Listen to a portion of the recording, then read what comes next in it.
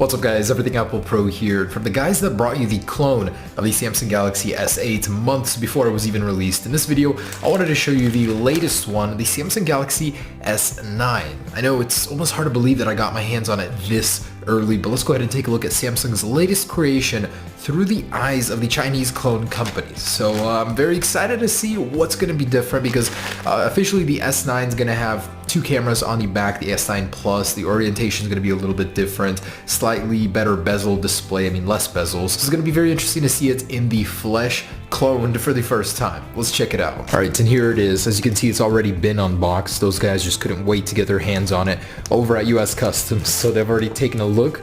Regardless though, here we go. Oh man, need a bigger knife for bigger projects. Okay.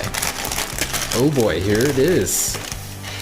Very great looking packaging so far. The Galaxy S9 Plus. Does this mean that I'm getting the dual lens version? Wow, that looks very good for a clone.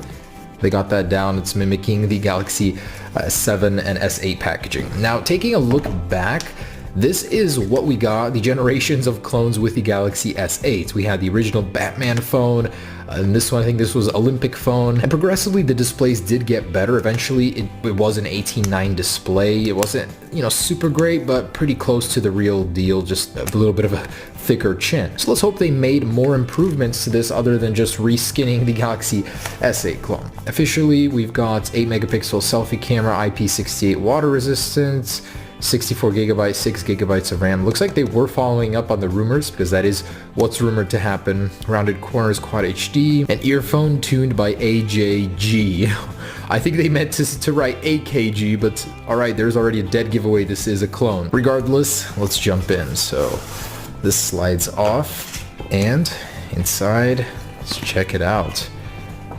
So it's upside down in the box to begin with, and it's not very pretty. This packaging, oh man, they get this wrong. If they want to go for the experience that Samsung delivers, they really gotta step this game up. But regardless, we do have a little placeholder sticker here, Galaxy S9 Plus, and man, that is heavy, like super heavy. This feels like a brick in your hands. It's quite thick for what it is, and ooh, looks like we got another Olympic phone here, the SH. Okay, let's peel this front one off. So this looks pretty identical actually to the Galaxy S8 version on the front. It's got some thick bezels. I thought they were going, forward with the bezel reduction, not backwards, and making them even thicker. It is still an 18:9 display, so I guess that's good. Button placement. Oh wow, it comes turned on already and activated. That's convenient. They save you the hassle of having to go through the activation. On the back, as you can see, there is that dual pixel camera, dual lens, and the new flash placement on the right with the heart rate sensor. So all of this most likely is fake. I can already tell the bottom one definitely, there's no way that's real. It just looks like a piece of plastic. Over here, very, very likely that is not a real heart rate sensor. And it's got a bunch of junk down here that Samsung will definitely not do. So dead giveaway on the outside that this thing isn't real, but it does have a rough impression of it. I've just seen these floating around the internet where people are claiming they have the Galaxy S9 already. Definitely not the real deal. Okay, what do we got on the front here? So we do have the interface from the S8, and the home button can be pressed but not 3D touch. Comes with a wallpaper saying Galaxy S9 Plus. Very nice. All right, swipe screen to unlock. And it's in the phone app. Looks like someone was trying to desperately call for help before the phone got packaged. Okay, so let me go ahead and connect to Wi-Fi real quick. All right guys, and here it is. So let me turn the brightness up. As you can see, they did mimic the settings from the official Galaxy. I've got that going here. And let's check out the display, how bright it gets. Usually these don't, go very bright. So brightness level. Oh wow, that's it. That is it. Not very bright. So I thought that it would be a little bit more visible, but it's pretty dim for a clone. Although the quality, the resolution is quite good. So I can make out a lot of details, sharpness in there. That alone is pretty decent. It does have a slight curve going on the edge of the display, so as to mimic sort of an edge feeling. It does have the edge swipe in here. So they did do well on the design, but it just is chunkier. The Galaxy S8 standard is so thin in comparison. And if I actually grab a Galaxy S8 Plus, you can see that size-wise, they are almost identical. It's just the screens the screens end in different places there on both the top and the bottom. With this wallpaper, it's kind of hard to see that, but yeah, that's pretty ugly for a chin down there. Otherwise, let's check out the software, see how closely they imitated that. So we do have a swipe up to go into the menu, and everything is pretty responsive for a clone. I'm not used to seeing this sort of responsiveness. It's pretty snappy, I'd say. So going into the settings, let's check out what version this is running of Android. And Android 7.0, 8 core, highly doubt that. So we do have that edge swipe, and you are able to go through multiple pages here, set your own shortcuts.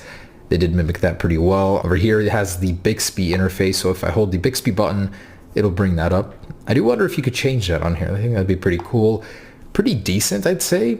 I mean, it's very responsive. I like that. This is Android, so it's not like they're trying to copy Android. The iPhone clones are trying to copy the skin of the iPhone, so it's pretty basic, standard, clean Android version on here. Nothing really to show you guys that they tried to mimic. But let's go ahead and see the power, raw strength of this thing, the GPU and CPU performance. While that's installing, let's check out what's in here.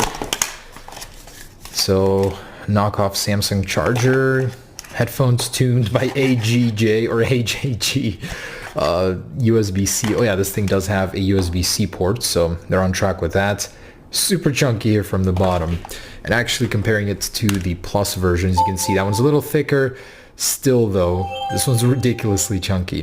Placements are pretty accurate though, so compared to the Galaxy S9, this thing is going to be pretty close even before that's been released. Oh, that turned on. And actually the fingerprint sensor location seems to be pretty great. Like, it's going to be better, easier accessible than the other one on the Galaxy S8 Plus. As you'll know, it's directly in the middle. You won't have to go searching for it. This one is definitely going to be a much appreciated change in the Galaxy S9. So can't wait to use that in real life. Oh my gosh, what a overlook of detail. Over here, when you're trying to close the box, they literally did not make a slit for this little thing to go inside, so it's just flapping around here. That's literally how cheap they are with trying to produce the box. All right, so with all that installed, let's check out Geekbench 4. Show us what we have under the cover here. So 4 cores at 0 hertz. This thing is calling it out like it is.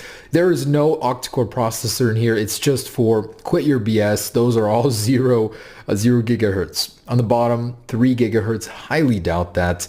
Android 7.0 and an MT6580 CPU, which is bottom line, completely bottom shelf. Let's see what kind of numbers we can get out of it. And that's going to be a no on the Geekbench, as the application crashed at the very end of it. I'm sure they don't want you to see the pitiful score. Although on the other hand, I did run Antutu, and this is the GPU score, 21,811. For comparison, the iPhone X gets around 200,000, so that's a 10 times difference there, and pretty in line with most clones that we're seeing. So probably no change there, although I would actually like to see the specs they listed here. And that is indeed running Android 7.0, 32-bit, 1440 by 2560 display, which is pretty impressive.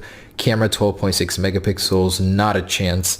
And RAM 3 gigabytes. No, there's no way that's 6 gigabytes. I'm sure this thing has like 1 or 2 realistically. 64 gigabytes of storage, highly unlikely. So there it is on the specs. You know, the design is there. Let's go ahead and check out a couple other things. First, the fingerprint sensor. So if it's real, because it does feel pretty genuine, I want to go ahead and see if I'm able to scan my fingerprint. So let's see if that actually works. Oh shoot. If I place my finger on it, it does sense that my finger is there, but there's no way that it just scanned my fingerprint that easily. So I'm sure it's a dud, just a touch sensor. So let's give it a test here. I'm going to lock the phone, and with the fingerprint on the back, oh, I do have to have it like this. Oh yeah. So that is ridiculously fast. I'm skeptical. Let me use a different finger. Oh wow. Yeah, that's too fast for it to be real, and it works with any finger. So it's just a touch sensor behind there to give you the impression that it is a fingerprint sensor.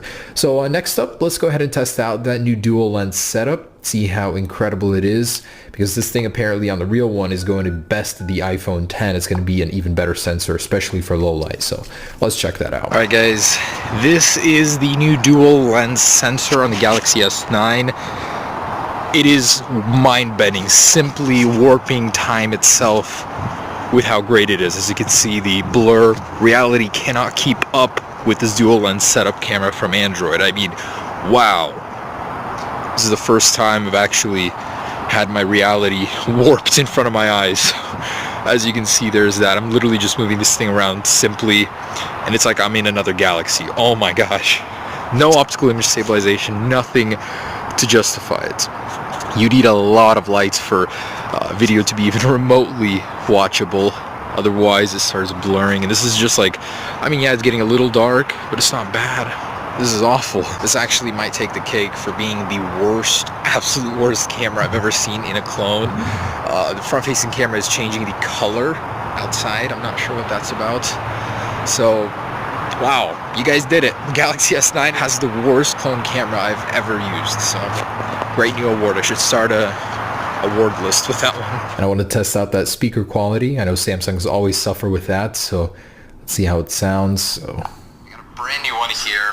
Oh my gosh. Can we destroy it? That is actually pretty terrible. It sounds like I'm listening to it from really far away, even though the speaker is right here. Very quiet too, by the way. So speaker is pretty bad. Alright, so lastly, I mean, I've covered everything from software to hardware. It's acceptable, I guess, for the price I paid, but I definitely wouldn't use this thing as a daily driver. I want to see what's inside this thing, so let's peel it back. Check out those internals, and I'm hoping this isn't glass again so I don't break my phone. I mean, step one, don't open it with a knife. And I believe, yeah, that's plastic, so I should be able to just pry this right off. Okay, and what secrets lie in store for us inside the new Galaxy S9? The new Exynos 9810 processor, 6 gigs of RAM.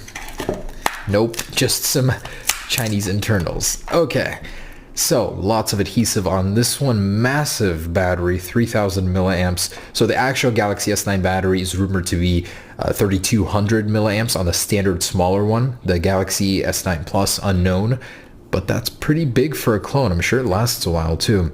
Fingerprint sensor all in one, so it's just a little basically sensor underneath it. Definitely a dud on the camera. But alright, pretty typical for a clone as far as the insides go, so nothing extraordinary there. Flash, and by the way, the sensor right there is completely fake, so nothing going on there for the heart rate sensor. I'm sure there's a micro SD slot in here somewhere. I'm not going to get in there. Alright, so there are the internals. Alright guys, so there it is, the Samsung Galaxy S9 in clone format. Do yourselves a favor and save $100 by not buying this piece of turd. So honestly, I don't like this one. The Goofone iPhone 10 clone is actually much better than this one.